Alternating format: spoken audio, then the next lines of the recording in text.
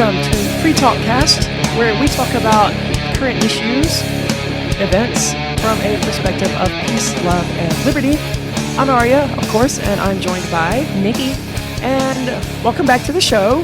Of course, this week's episode, What is a Definition, is sort of a follow-up to last week's episode, which got a pretty good traction online for, what we do. And it was titled, What is a Woman? And these are all topics that I really enjoy talking about. I think I like today's topic a little bit more because all of these issues are really complicated. And they're also all really simple at the same time. Yeah. And I said something last week, and it's a position that I hold that is a bit off the beaten path, I would say, as far as my understanding of definitions go. And I keep using the phrase that definitions are useless, and I've said that several times, and I want to be clear that I don't actually think definitions are useless. Definitions are, of course, very helpful, but they have a time and a place where they're useful, and at a certain point, they're not useful anymore. Like my Mazda outside is tremendously useful, but if someone needs to go to the United Kingdom, then I can take them to an airport in the Mazda, but I can't take them to the United Kingdom in the Mazda. So the Mazda has limits on how useful it can be to me. And that is dependent on the goal I'm trying to reach. And it's mostly dependent on the goal I'm trying to reach, really. And I argue that this is true of definitions as well, where they do have a use if they help us to reach the goal that we're trying to reach. And they don't always do that, in my opinion. Like the definition of circle is one that I love going to. Because the definition of circle, as I learned in high school when I was a smart-ass little kid, is that a circle is a set of all points a given distance from a center. And a radius is the given distance.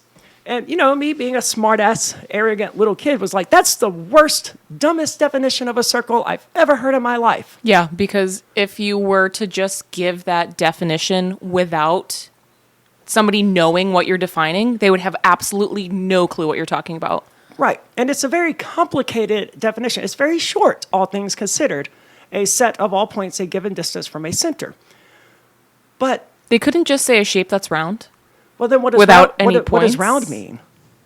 Well, then you can define round too, but how do you define round? I would say something without points. But a circle does have points. It has all points. It's very complicated, yeah. And that was what attracted me about this definition. That's one of the reasons that I always go to it, because it would be almost impossible. I realized this when I was taking calculus in college, that not only is that a good definition of a circle, it's probably the only definition of a circle that actually works. As confusing as it is, and as much as likely as it is to get, snot-nosed high school kids everywhere to snub their noses at it, I can't imagine any other way of defining a circle in a way that accurate. That said, the definition is completely useless. Yeah, I would still say a shape that's round. That's what I would go to. You have to define what round means. But I mean, you could say that with any definition, right? So,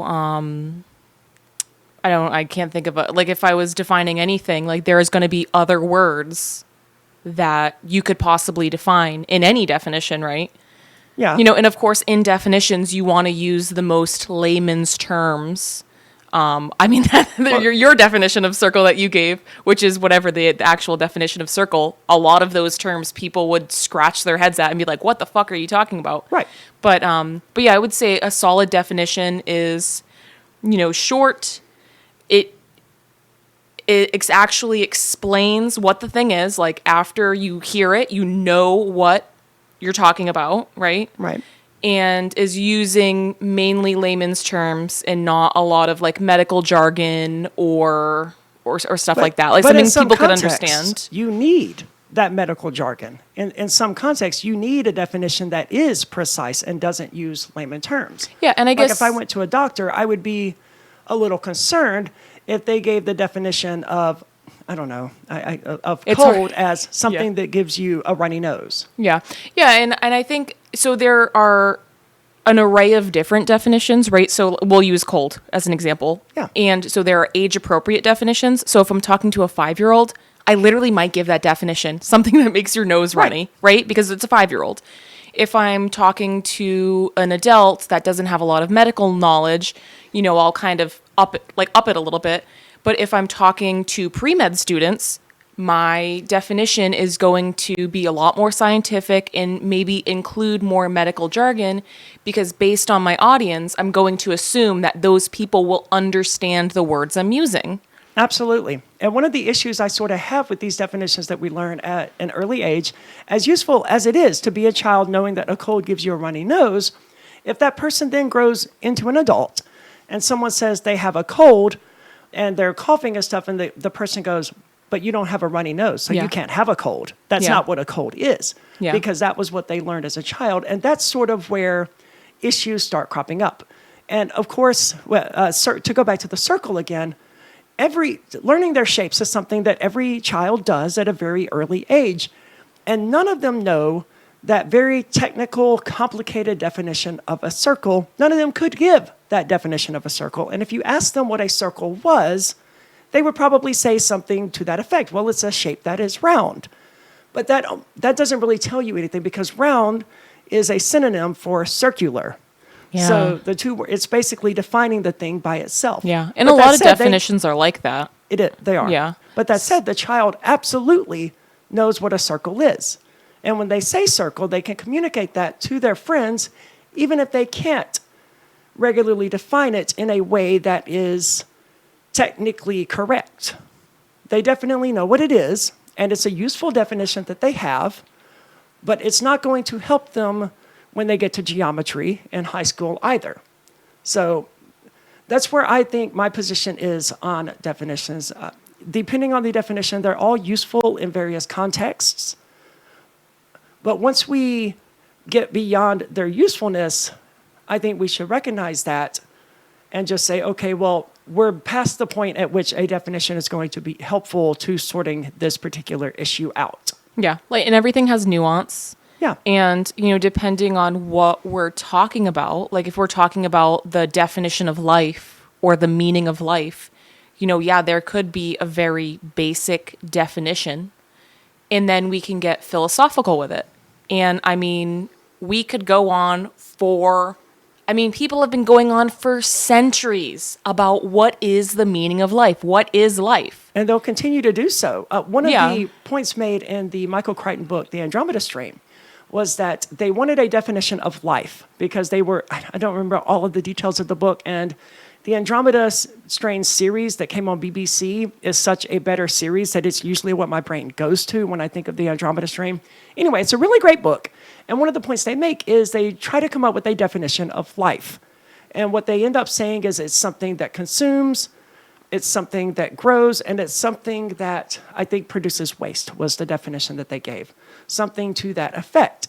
And a guy brought in a number of objects that disprove that, because fire meets all of those criteria. Yeah, I feel like that's a shitty definition of life. It is. Right. It definitely is. And that was just one of but there are many definitions, and they all run into one particular issue or another. Of course, there's the classic story of Plato defining a human, or a man, rather, because that's the word they use in, as a featherless biped. God only knows what possessed him to use that definition, but whatever, man. He only knew about people and chickens, so what else was he supposed to, And this prompted Diogenes, obviously, because who else would do this, to pluck all the feathers from a chicken and throw it into the arena and declare, behold, a man. Because a chicken plucked of its feathers would be a featherless biped. Yeah. And his point was that Plato's definition simply didn't work. Yeah. And that's an issue I see with a lot of definitions around. Like that definition I gave of a circle. It may be technically correct. And if you're doing mathematics at the highest levels, calculus isn't even the highest level. Yeah. But if you're doing really advanced mathematics. But even like geometry, it's like, if you're in a geometry class, that definition is helpful. Yeah. But there's this trope online called Mathematician's answer. And it's basically defined, and definition, it basically means a answer that is technically correct, but completely useless. And that's what that definition of circle is. It's technically correct, but it has no value whatsoever in day-to-day life. And so go to tvtropes.org, I think, and just spend a few days or years of your life reading the different articles there. It's tremendously entertaining. And their page there about Mathematician's answers is really good. And it's all about examples exactly like this of people defining things or giving answers to questions that are just, again, correct, but completely useless. Like saying, hey, can you open this door for me? Well, yes, I can. Okay, that's useless. Okay, technically, yes, you can open the door. But the question, what they're trying to ask is, will you open the door? So you're just kind of being a jerk or a mathematician to give one of those useless sort of answers or definitions. And a lot of the definitions that we encounter online are useless in a practical sense, or they're useless outside of certain contexts.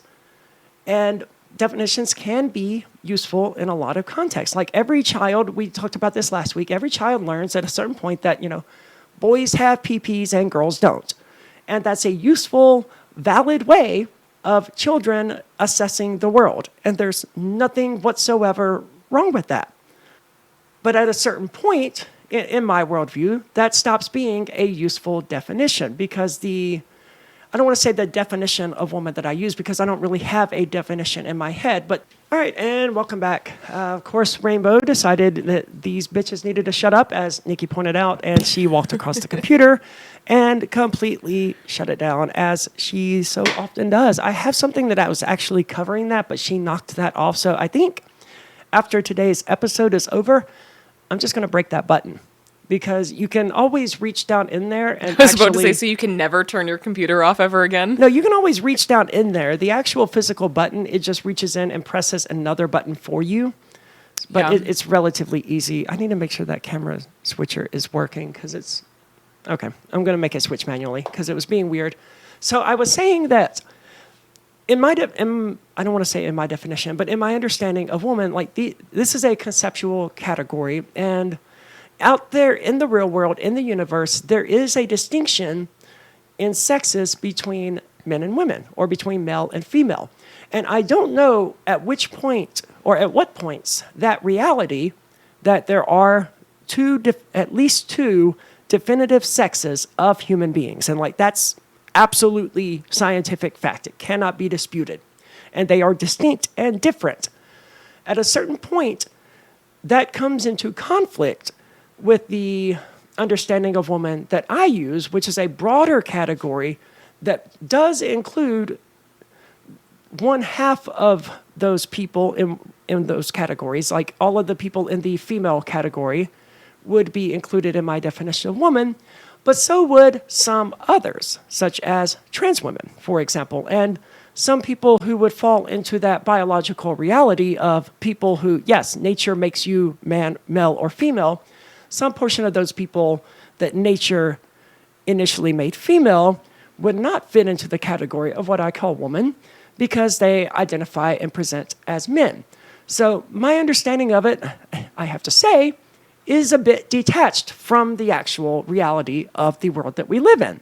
And I don't think that's necessarily a problem as long as I recognize the basic realities and the fundamental aspects of the world in which we live, which is that, yes, there is a difference between those born male and those born genetically female, and that difference is always going to be there, no matter what biological changes one makes to the body or no matter what surgical changes one makes to the body, those realities are always going to exist in some form or another. It's where people start denying that reality that I think we really start running into issues. Absolutely, because I was talking to one of my friends who, for anyone that doesn't know, I do birth work. So I've, nursing, trained as a midwife and, doula, whatever, all those things. And one of my friends who was in a master's program for midwifery. This is in the United States. I forget what program she was in, but she was telling me that if you had, say, a trans man, so this person still has female reproductive organs, and they are pregnant, and they come to you, and they're like, yes, I want, I'm having a baby, hiring you. You're supposed to look at their vagina and call it a penis to affirm their gender. And this is where we're getting just full nosedive into clown world. Yeah, I have to agree with that. Because now we're just straight up lying. And whether you want to, like some people are going to say that trans women aren't women. Some people are going to say that they are women.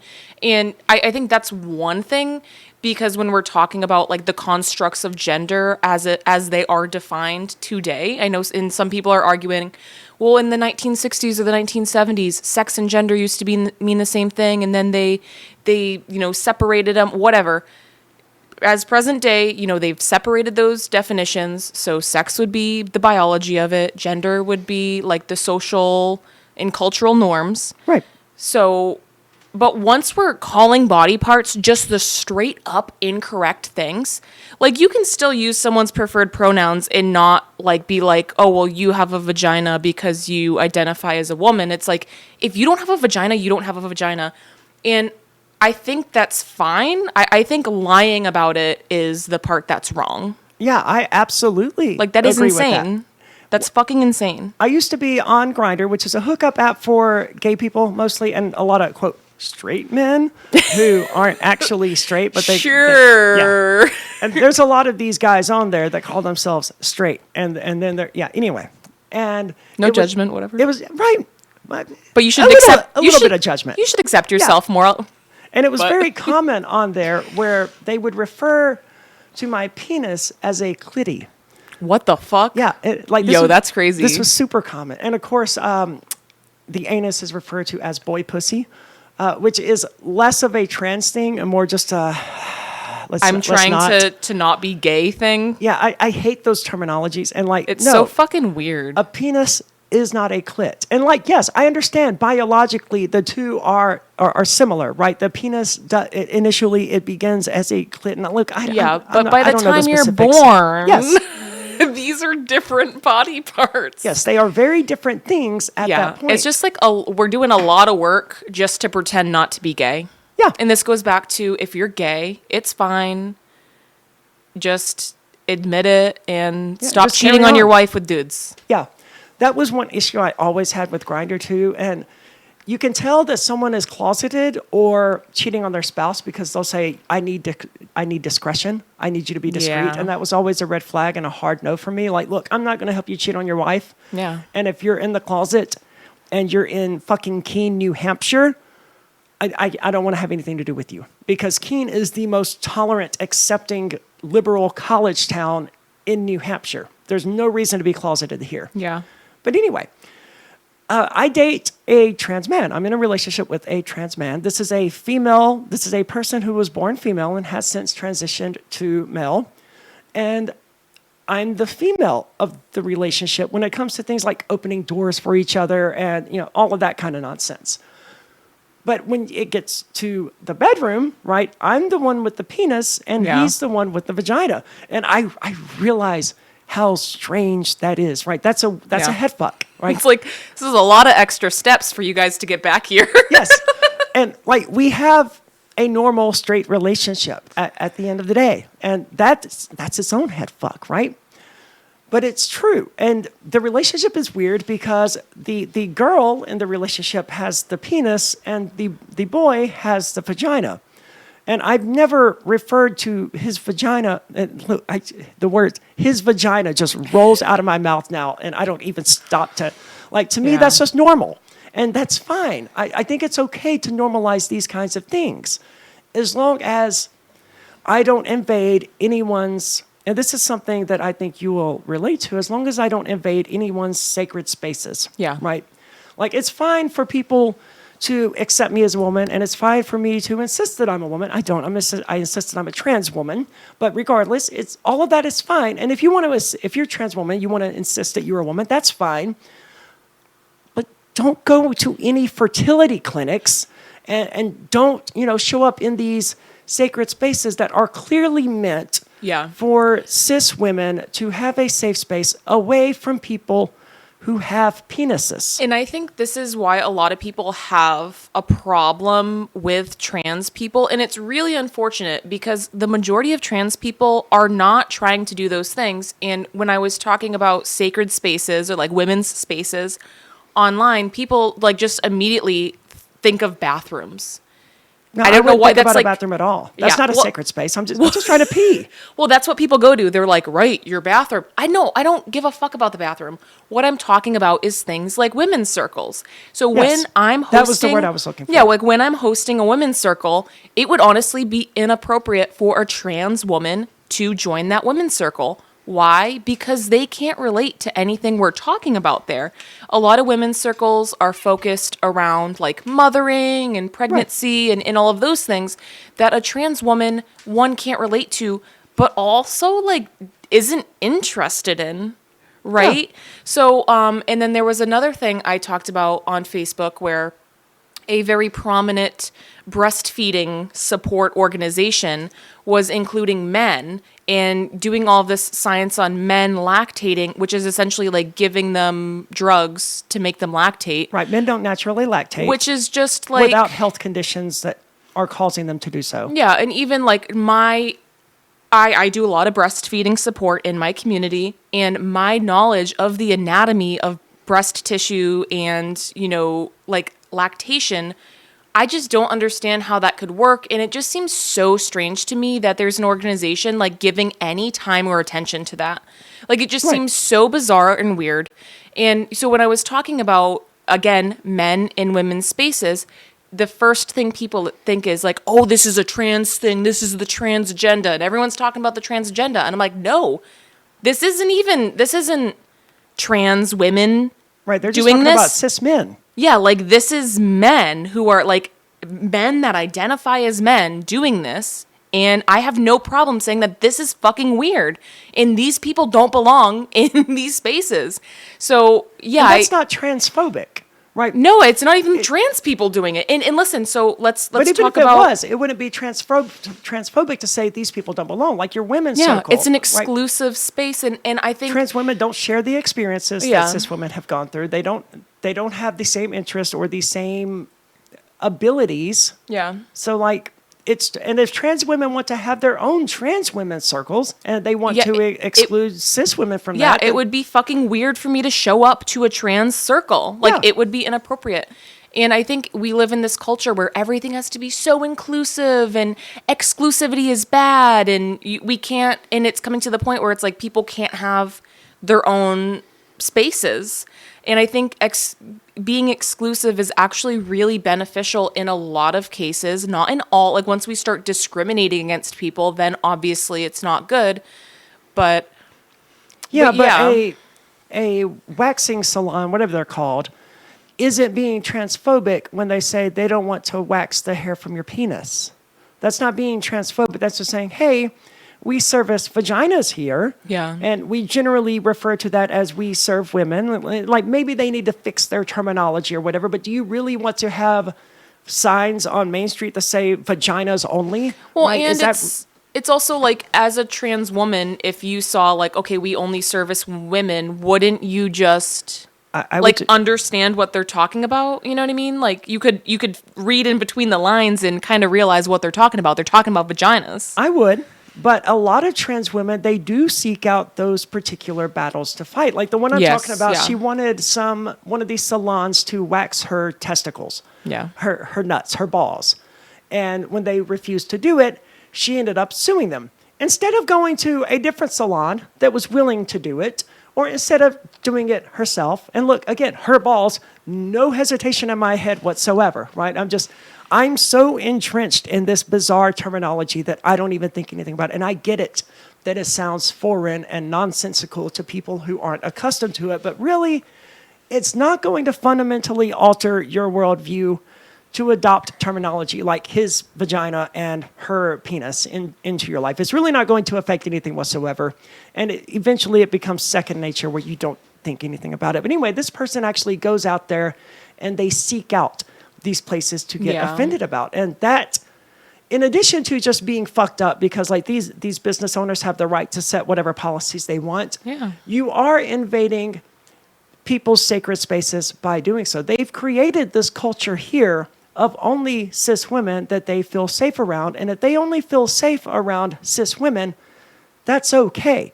That can be a result of anything. That can be a result of trauma that you don't know about. It could be just, I would totally understand why the average cis woman is somewhat distrusting of your average cis man. Yeah. Or even like lesbian spaces. There were a lot of trans women, and I don't want to say a lot, I don't know the numbers, but there were instances of trans women going on lesbian dating sites and then being like, if you don't want to fuck me, you're transphobic. Yep. Which is crazy because, yes, some lesbians might be cool with it, whatever, but I'm going to guess that the vast majority of lesbians are just not interested in anyone with a penis. Yep, I would agree with that. To, like, insinuate that people are, like, transphobic or racist or whatever for not wanting to have sex with somebody, that is so creepy. Yeah, for so many crazy. reasons. And it's like trying to bludgeon them. It's almost like trying to rape them. It does feel very rapey. To use some sort of external authority or weaponizing some element of society to guilt trip them or to make them feel bad until they consent to have sex with you. Dude, that's rapey as fuck. Stop doing it. If anyone does it. And I don't want to say that these people are responsible for representing the trans community or anything like that. But what I will say is when people do shit like that, it does. This is part of the reason why some people have a very negative view of the trans community because, of course, these are the sensational things that are plastered all over TikTok when some trans person or some like white liberal lady rants online. And it's can be very off-putting to other people. And if that is the only view of trans people or this movement that other people see, yeah, they're going to assume like, oh my God, all of these people are insane, which is, and again, I'm not saying that those people are like responsible for representing any population of people, but I kind of do understand why people just don't get it and Certainly. might think that, you know, trans people are all of these things if that's the only thing they're exposed to. And it's just really a shame because I'm sure I only know a limited number of trans people, but I'm sure it's much more likely that trans people are going to behave more like you and have your views more than like the insane people that we're seeing online. You know what I mean? Yeah, that's been my experience as well. And you're absolutely right. Like, I have nothing to do with those kinds of crazy trans people who are out there insisting that they should be able to follow your 12-year-old daughter into the bathroom. Like, look, yes, I'm going to use the women's restroom if I'm out in public. But if I see like a 13-year-old girl walk in there, I'm just going to hang around the water fountain until it's empty. Unless it's like an airport bathroom and there's just fucking people everywhere. But if I know it's a relatively secluded bathroom and the chance there's even any possibility that I'm going to end up alone in this space with this 13-year-old girl, I'm just going to wait outside. Well, and it's kind of a liability for you too, right? Because Yeah. I don't want to say people are like, I mean, I shouldn't even go there, but I don't want to say like people are lying about shit like that, but there have been instances of people lying about shit like that. And to me, it's just common courtesy. I don't want to make this girl uncomfortable, and her presence would make me a little uncomfortable. Yeah. So I just don't want to deal with it, and it's Yeah. not a big deal to wait. And Yeah. in most places, if it is that big of an issue, I can find a unisex bathroom. Yeah. Those are just about everywhere these days. But we need more trans people out there who are pushing back against those trans lunatics. And I feel like this is where the trans community is really dropping the ball. Like, no, it's not my responsibility to go out there and say, hey, this trans person who's trying to get her balls waxed is out of her mind. Yeah.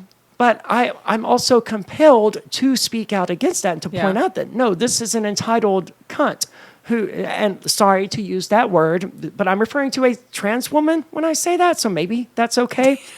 But anyway, this woman is unhinged and she's a psycho, she's a bitch, and she should be written off as such. The GameStop woman who freaked out several years ago. Oh my God. Jesus. Super ma'am, Yeah. macho ma'am, Tranny Savage.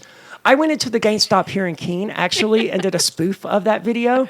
And I still have it somewhere. That's pretty funny. Where the guy was like, all right, you guys have a nice day or whatever. Like, you just call me a guy? And I ripped off my sweater and threw it. It was a lot of fun. Anyway, that's the kind of thing that I'm not okay with. If someone misgenders you, at most correct them. But in most cases, this is a person you're never going to see again or interact with again. So what the hell does it matter that they misgender you, I don't think that you should give strangers the authority or the power to deny your identity like that. If you're one of these people who, well, he misgendered me and that triggered my dysphoria because it made me feel like a man. Well, I mean, maybe you shouldn't let strangers have that power over you. Maybe you should draw your identity from within and not from how other people view you. And also, like, how many biological women have been misgendered? Yeah. You know what I mean? Like, it's not like this is only it's not like people are doing this out of malice, you know? And I've seen Sometimes they are, but not I mean, usually. well, And in so person, that's they're the usually thing. not. That's the thing. You know, sometimes, yeah, they definitely are. Or maybe in their worldview, like they cannot accept a trans person as a woman or whatever. And they just are like, I refuse to lie about it. I know a lot of people like that. And I guess I kind of get where they're coming from. But to me, it doesn't like take anything from me just to use someone's preferred pronouns. Like if it's very obvious and I know they want to be called that, I don't really see why you wouldn't, but some people like that is the hill they're going to die on. Yeah. And I don't necessarily see So why it would whatever. be lying about it to use a different definition or a broader definition in this context that would allow you to call this person she, her, or him, her as they want. But we should sit back and relax, I think, and not so readily freak out against other people. And you're absolutely right. I do know, I used to answer phones at one of my old jobs, and we had this regular customer who would call with a very high-pitched voice. And I didn't know this. This was my first time ever interacting with this person. This was a man. And I said, yes, ma'am, to this person because their voice was very high-pitched and indistinguishable from a woman's. So I thought this was a woman.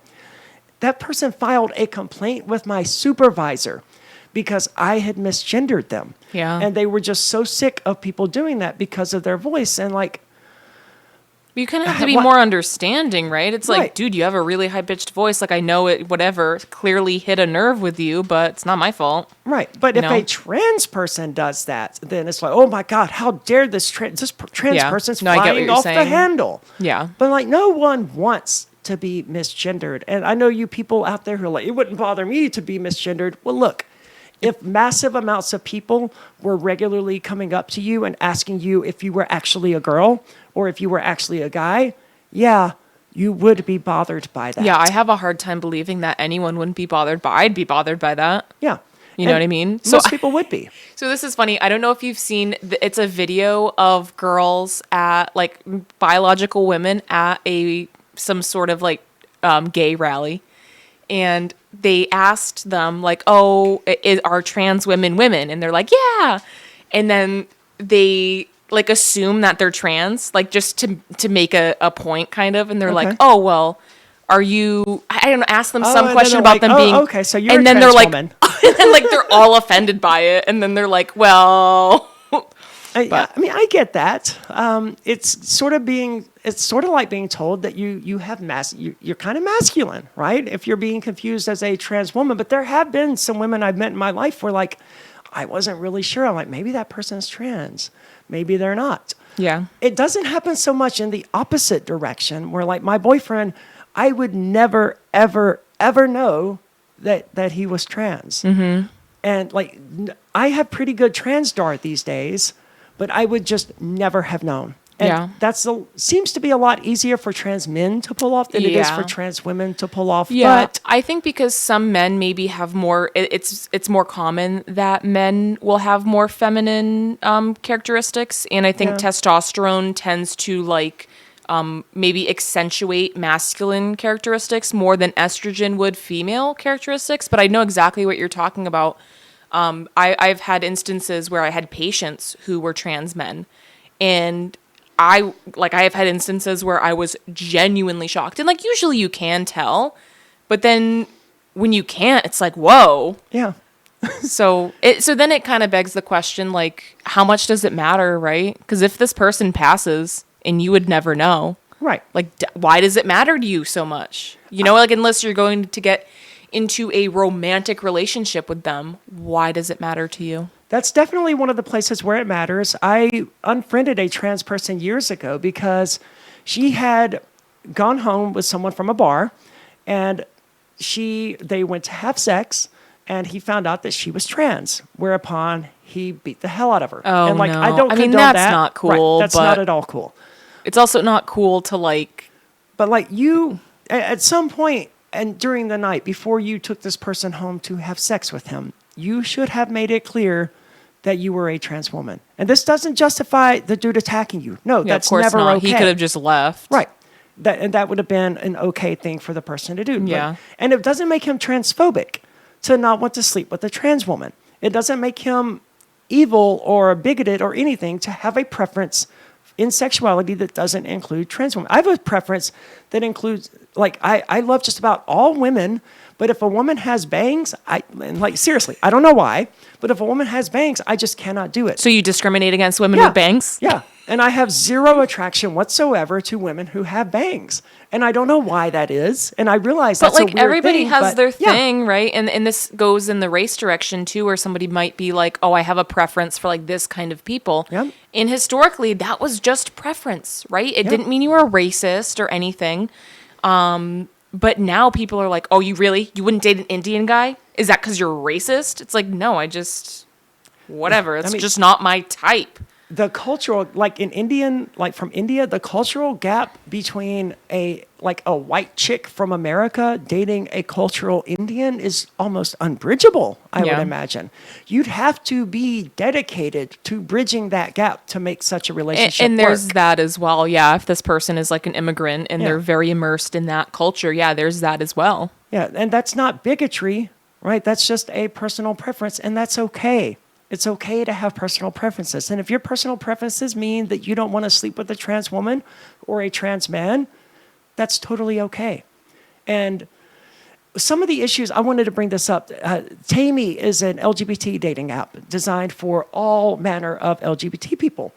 And this was what caused me to learn that it's not just gay and straight anymore. It's far more specific, especially on this particular app. There's like 15 different orientations. And there is one that includes, like, sapphic is feminine presenting people regardless of what their sexual organs are. Okay. And like, if you're sapphic, then you're interested in people who appear to be feminine. And then there's others like Neptunian, and like, it gets really, really complicated. I feel like they could have used better words. Well, That kind of. I don't think Neptunian is actually indicate- one of them. But the point is, there's a lot of It's them. like some alien shit. Yeah. And it's helpful because if you're a lesbian who are only interested in women who have vaginas or women who are butch, Yeah. then there is a term that separates that particular interest from that Yeah. wouldn't include trans women. And these are built into the apps. Like when you're going there to set your orientation. Because it makes sense. Yeah, and you can set multiple, right? You can say, yes, I'm only interested in feminine presenting women or very masculine men. I'm not interested in feminine men whatsoever. You can set all of that in there, and there's all sorts of little terms for that. And I think that's a better way of handling it, even if it's not as simple as gay and straight or bisexual. And you would obviously, from a younger age, when a person starts dating, you would use those more simplistic terms of gay and straight. But at a certain point, those definitions, those labels of gay and straight would stop being useful. Yeah, they're not specific enough. Right. And that's when these other terms would come in. And I think that's an okay thing. But I don't expect when I tell people my orientation in the streets, I wouldn't be like, well, I'm sapphic and Venetian and whatever. I'm like, no, I'm pansexual is more or less what I would say. This is another thing too, where like with the non-binary crowd, where with the pronouns, Yeah. where, I mean, I don't know if you've seen the the like chart of different pronouns. I have not. But it's fucking insane. There's like 100 of them at least. I can do they, them. It has taken me a lot of work over Yeah. the last several years to be able to do they, them in reference to a single person. Yeah. Because it doesn't feel natural to do it. To look at a person, be able to identify that person and use they to refer to them. Yeah. Like, I'm sorry, it's just not a natural But part now of the we're language. we're like adding Zir, and all of the other things. I'm and not then gonna do people are those. getting like crazy where they're like cat self, fox self, and just like literally making shit up. Well, there are those people who like they think they're owlkins or whatever, and I just, I yeah, don't I like think the furry thing. Look, if people want to do the furry thing, fine, whatever. I'm not a fan though, but to then be like, well, I have an owl spirit, so I have these characteristics. It's crazy. And it kind of does feel like, I don't know, if I was a trans person, I would be like really annoyed with that shit because it kind of does feel like it's making a mockery out Yeah. of like, It's like, you know, those people who Transgender said that it was a people. slippery slope, that if we tolerated men identifying as women, then this we'd is have what to, they yeah. were talking about. Yeah, the people identifying as dogs and cats and owls and Ugh. dragons and shit is exactly the slippery slope they were talking about. So thank you Yeah. for strapping on a sled and making us all ride down that slippery slope with you. But I'd rather get off of the slope and go Yeah. back to some level of sanity. I say, as a person born as a man who identifies as a woman, Yeah. stop identifying as owls. Yeah. Okay. And I think a lot of people in the LGBT plus community feel that way, where they're just like, come on, man, like you're making us all look bad. Yeah. So I think it's been a great episode, and I think Yeah. we've clarified a lot from what we talked about last week. So I'm looking forward to throwing this one online. Please subscribe over at freetalkcast.com. And if you're watching this on YouTube, please click that little subscribe button down at the bottom. I hate saying this. I swear to God, I hate saying this. You're a YouTuber now. Yeah, but like we just created, well, actually, the YouTube channel has existed for a really long time, but it's just been inactive. So we're attempting to rebuild this channel basically from zero. And there are reasons for that, like the old Free Talk Live channel. It regularly streams out content that is just an empty studio with audio. And as a person who watches YouTube and other, video streaming platforms, if I go to watch someone's video and it's just an empty studio and audio, I'm going to unsubscribe and never ever go watch their content again because they clearly have no respect for my time or my interests, and it's not entertaining content. And I've been against Free Talk Live putting that content out there from the beginning, but I lost that battle. But I think that's one of the reasons that like now we can't change that. We can't grow that platform. We're just known as that. Like the algorithms have completely destroyed us after years of doing that. They're like, nope, no one's interested in your stuff. So, and this one, it's there. It's LRN FM. It makes sense to use it, and it already exists. So please subscribe to that. Like the video. I'm sorry, I really am. Like, share, subscribe, Do all of that great do stuff. the bell. Yeah, ding. I may or may not actually put a little bell icon up Yep. there. So, help us grow the channel, I guess, is what I'm saying. So that, because if you go to YouTube right now and you search for LRN.FM, you don't find our channel. And if you search for Free Talk Cast, you don't find our YouTube channel. And that's because we have so few subscribers and likes on our videos that we're just not in YouTube search results. So those out there who have watched this, thank you so much. Please share and subscribe, all of that great stuff. And thank you for watching. And be nice to one another.